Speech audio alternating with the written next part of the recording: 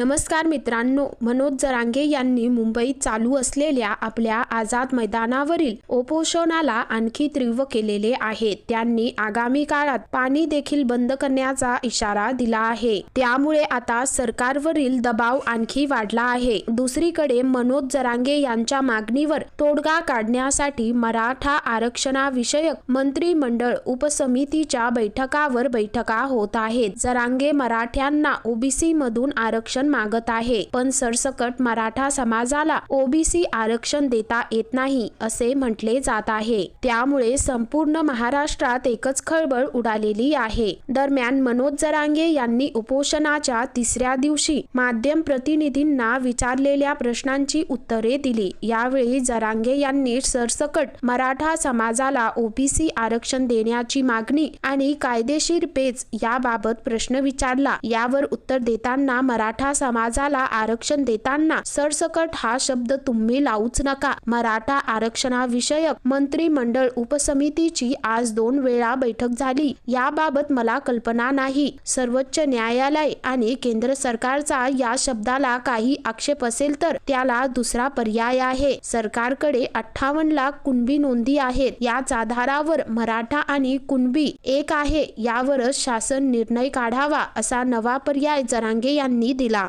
तसेच ज्या मराठ्यांच्या कुणबी नोंदी सापडलेल्या आहेत किंवा ज्या मराठ्यांच्या कुणबी नोंदी सापडलेल्या नाहीत त्यांची पोटजात उपजात म्हणून आरक्षण द्या। आरक्षण देताना सरसकट शब्द वापरू नका असा नवा सल्ला मनोज जरांगे यांनी सरकारला दिला आहे। मनोज जरांगे यांच्या या वक्तव्यानंतर मराठा आरक्षणामध्ये आणखी तीव्रता आलेली आहे। तर मित्रांनो, यावर तुमचं काय मत आहे खाली कमेंट करून नक्की कळवा।